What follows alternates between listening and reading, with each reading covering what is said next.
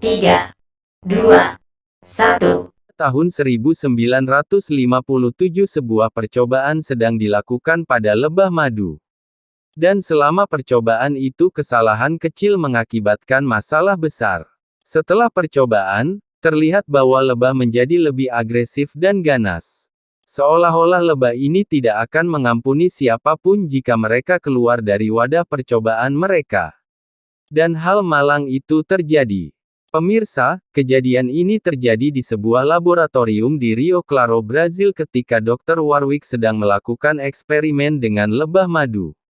Karena produksi madu lebah Eropa sangat sedikit, itulah sebabnya Dr. Warwick ingin mengubah DNA lebah ini. Sehingga mereka mampu membuat lebih banyak madu.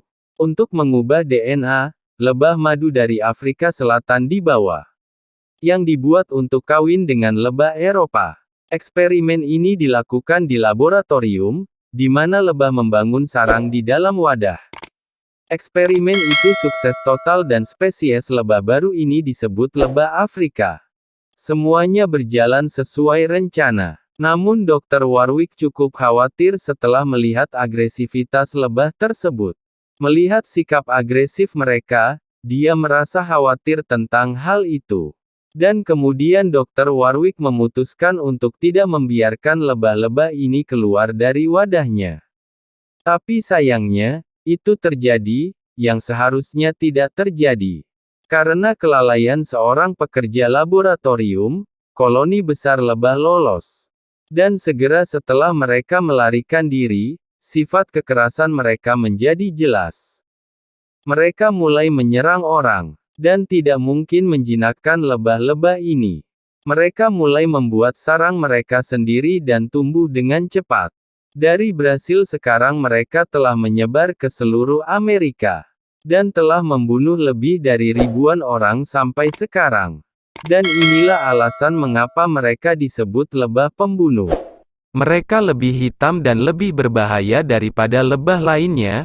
Menyerang siapa saja dalam jarak 500 meter dari sarang mereka, dan jika mereka memutuskan untuk menyerang manusia atau hewan, mereka secara mengejutkan mengejar mereka hingga setengah kilometer.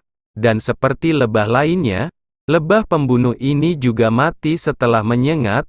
Untuk mengetahui seberapa berbahaya sengatan mereka, mengapa mereka mati setelah menyengat, kita perlu tahu mengapa lebah menyerang di tempat pertama, baik itu jenis lebah apapun, mereka menyerang manusia hanya jika mereka merasakan bahaya.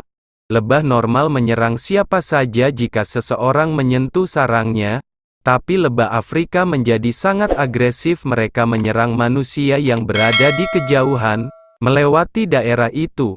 Saat mengumpulkan serbuk sari dari bunga, lebah ini tidak membahayakan siapapun. Kecuali jika ada yang salah menginjakkan kaki atau menghalangi pekerjaan mereka, maka mereka akan marah dan pasti akan menyengat. Tetapi mereka tidak tahu bahwa mereka akan mati segera setelah mereka menyengat. Sebenarnya sengatan mereka seperti pisau dengan gigi kecil yang arahnya ke atas. Dan ketika mereka menyengat, gigi-gigi pada sengatan mereka tertancap seperti kait pada kulit, dan itulah mengapa tidak mungkin untuk menghilangkan sengatannya.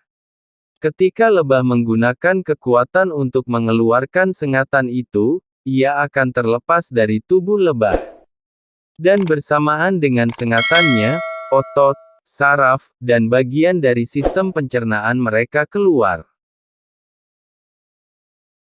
Dan dengan demikian lebah mati segera setelah mereka menyengat.